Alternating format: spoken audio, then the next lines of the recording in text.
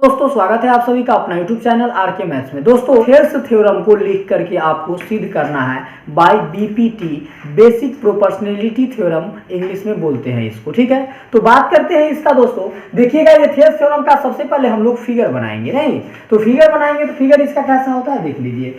ये क्या है दोस्तों, यह कोई एक त्रिभुज हम लोग ले लेते हैं, एक ट्रायंगल ले लेते हैं। ठीक है, ये ट्रायंगल है ए बी सी। अब ये एबीसी जो त्रिभुज लिए हैं, ये बीसी के समानांतर एक रेखा लेंगे जिसका नाम देंगे हम लोग डी और इसका नाम देंगे ई। समझ गए? मतलब ये बीसी और डीई ये दोनों आपस में क्या है, समानांतर है, मीन्स पैरेलल है। अब देखिए, अब यहाँ क्या करेंगे, ये डी से डीएम लंब डालेंगे और एक बार ये ई से ईएन लंब डालेंगे। लंब मतलब परपेंडिकुलर। दोस्तों ये 90 डिग्री का एंगल बनाता है। अब अपना मन से ये कंस्ट्रक्शन कर देंगे, रचना। बी से ई को मिला देंगे, बीई और सीडी को मिला देंगे। ठीक है, तो इसको दोस्तों डॉट लाइन से मिलाइए, ज्यादा बेहतर रहेगा क्योंकि ये कंस्ट्रक्शन किए हैं। ठीक है, तो इसको क्या किए, मिला दिए। इतना तक आप लोग क्लियर है?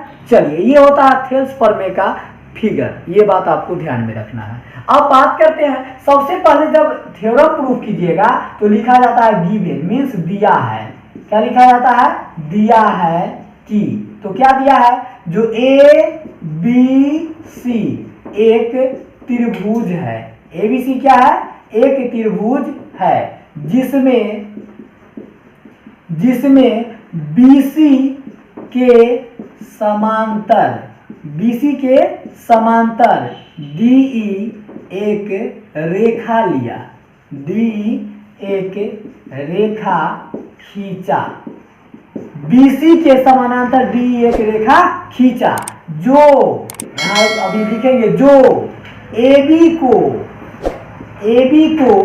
D बिंदु पर तथा AC को E बिंदु पर परिच्छेद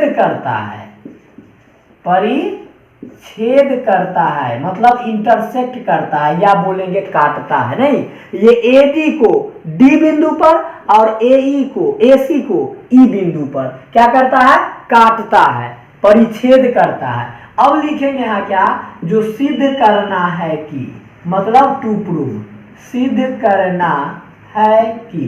तो दोस्तों थेल्स थ्योरम क्या होता है, जो इसको दो समान अनुपात में विभाजित करता है, इक्वल रेशियो में। मीन्स ये एडी और बटा में डीबी बराबर है एई बटा में ईसी। याद रखिएगा, जो समानांतर रेखा जहां से ये पैरेलल खींचते हैं इसका, उससे आधा ऊपर और आधा नीचे, मतलब याद रखना है समानांतर रेखा से थोड़ा ऊपर थोड़ा नीचे, बराबर थोड़ा ऊपर थोड़ा नीचे, मीन्स आधा ऊपर आधा नीचे। ये थेल्स थ्योरम होता है। तो लेंगे एडी और बटे में डीबी, एडी बाय में डीबी इक्वल एई बाय में ईसी, एई बाय में ईसी। यही है थेल्स प्रमेय भैया। इसी को आपको सिद्ध करना है, जो ये आया तो कैसे आया। चलिए अब बात करते हैं इसका रचना का। रचना मतलब कंस्ट्रक्शन, बनावट। हम लोग क्या इसमें रचना किए, तो देखिए, डीएम लंब एसी डाला,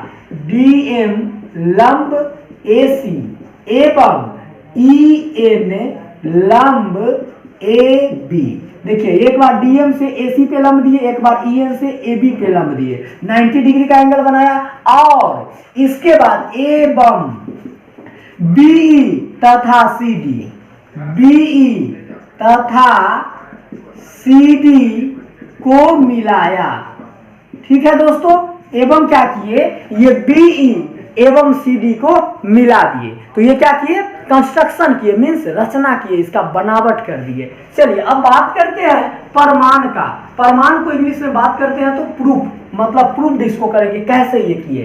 तो देखिए यहाँ पर दोस्तों एक बार लेंगे एडीई ट्रायंगल में, तो एडीई, तो यहाँ पे लिखेंगे त्रिभुज एडीई का क्षेत्रफल, और बाय में, तो इसमें कोई या तो अगर ये लंब लेंगे दोस्तों, ई एन लंब लेंगे तो फिर एडी हो जाएगा आधार, और अगर डीएम लंब लेंगे तो एई हो जाएगा आधार, ठीक है। तो एक बार अगर ये लेंगे तो फिर दोबारा ये त्रिभुज में लेना हो तब लंब ये, अगर एक बार ये लेंगे तो फिर दोबारा त्रिभुज लेंगे यही और लंब होगा ये, ठीक है। तो दोनों कंडीशन दो दो बार करना है। इसमें बोला समान अनुपात में विभाजित करता है, मतलब त्रिभुज एडीई का क्षेत्रफल, और मान लीजिए जो इसमें क्या करते हैं हम, जो लंब ये लेते हैं, ठीक है, लंब ये, तो एक बार ये एडीई त्रिभुज लिए और एक बार लेंगे ये बीडीई, तब तो यहां पर ये लेंगे तो इसका यहां से ये क्या होगा दोस्तों, लंब होगा, तो ये इसका लंब हो जाएगा। तो बाई में कर देंगे बीडीई का क्षेत्रफल, त्रिभुज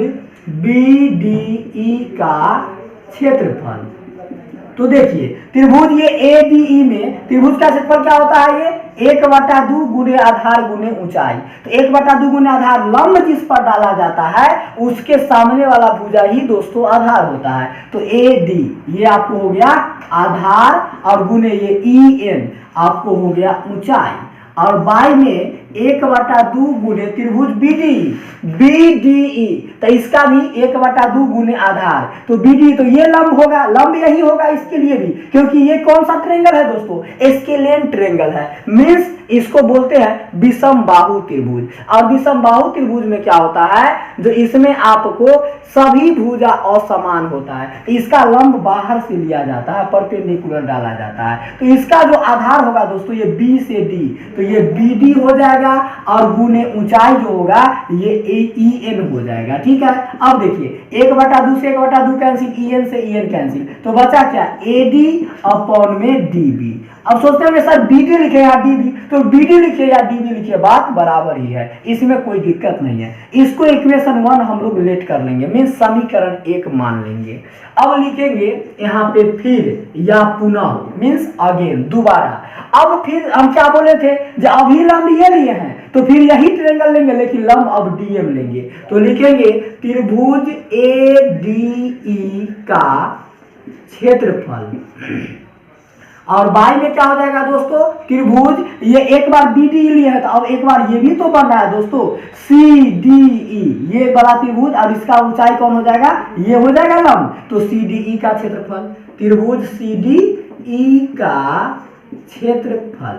चलिए तो बात करते हैं एडी में 1/2 गुने आधार, तो लंब तो भैया अभी डीएम लेना है, तो डीएम जब लंब लेंगे तो एक एई पर ना लंब डालें, एई आधार इस पर ना लंब डालें, तो एई आधार हो जाएगा 1/2 गुने आधार गुने ऊंचाई, तो ऊंचाई हो जाएगा डीएम, तो लिख दीजिए डीएम, और अपॉन में 1/2 गुने त्रिभुज सीडीई का क्षेत्रफल, 1/2 गुने आधार गुने ऊंचाई, तो सीडीई, तो 1/2 गुने आधार, तो इसका आधार कौन होगा, ये जब लंब होगा तो आधार ई से सी होगा, ईसी, तो ईसी और गुने ऊंचाई ये डी से एम हो जाएगा डीएम। अब देखिए डीएम से डीएम ऊपर नीचे कैंसिल, 1/2 से 1/2 कैंसिल, तो बचा क्या भैया, तो बच गया आपको ऊपर में एई और नीचे में ईसी, मतलब एई/ईसी, ये हो गया आपको समीकरण 2।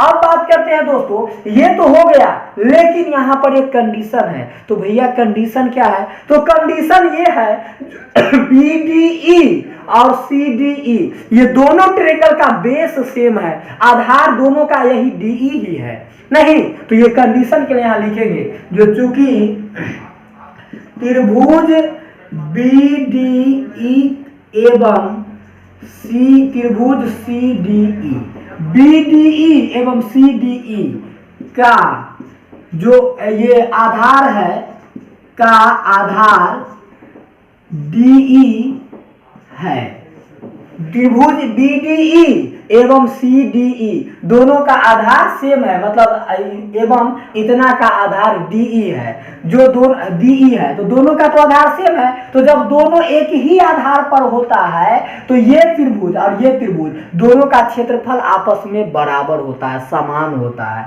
तो यहाँ पे कर दीजिए, इसीलिए त्रिभुज बीडीई का क्षेत्रफल बराबर है त्रिभुज सीडीई का क्षेत्रफल, तो दोनों का भैया क्षेत्रफल जब बराबर है तो इसको मान लीजिए ना समीकरण 3, और जब क्षेत्रफल बराबर है तो यहां लिखेंगे दोस्तों समीकरण 1, 2 एवं 3 से, तो क्षेत्रफल जब बराबर होता है ये, तो समीकरण 1 क्या है, AD/DB और बराबर समीकरण 2 क्या है, ए बटा ई सी। तो जब क्षेत्रफल बराबर तो ये जो प्रोपोर्शनलिटी है ये भी आपस में होगा बराबर। तो बराबर हो गया तो अब तीसरा का तो यही त्रिभुज का क्षेत्रफल जो यहाँ दिए ना, तो देखिए एडी बटा डीबी बराबर ए बटा ई सी, एडी बटा डीबी बराबर ए बटा ई सी। और यही तो थ्योरम सिद्ध करना था जो आ गया, और यही हो गया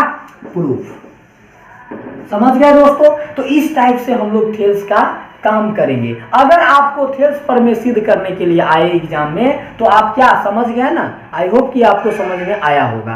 तो अगर समझ में आया होगा दोस्तों तो इसको 2 बार 4 बार वीडियो को आप देखिएगा। अगर एक बार ना समझ में आए तो, और अगर आ जाए तो एक कॉपी लेकर के कलम लेके बैठिएगा और इसको अच्छे से पहले देख करके नोट कर लीजिएगा। उसके बाद कोशिश कीजिएगा खुद से बनाने का। खुद से ना बने तो फिर देख के बनाइएगा। जब तक खुद से ना बनने लगे तब तक देख देख के बनाते ही रहिएगा, और जिस समय लग जाए जो अब खुद बन गया उसी समय इसको छोड़िएगा। क्योंकि एग्जाम बिहार बोर्ड तो इसको बर्बाद कर चुका है अभी तक, मतलब बार बार पूछता है। हो सके इस बार भी पूछ दे, लेकिन कोई ठीक गारंटी नहीं है। इसीलिए मैं पहले से पढ़ के तैयार क्यों नहीं रहूं। और ये थ्योरम अगर आ गया आपको समझ में, अगर याद ये रहा आपको, तो इस पर आधारित सारा प्रश्न आप बना लेंगे। बहुत सारा ये ऑब्जेक्टिव में आपको क्वेश्चन ऐसा आता है, एक ट्रायंगल दे देगा ABC और बोलेगा ये DE इसका क्या है, पैरेलल है, ये 2 सेंटीमीटर है, ये 5 सेंटीमीटर, ये 3 है, तो बताइए EC बराबर व्हाट।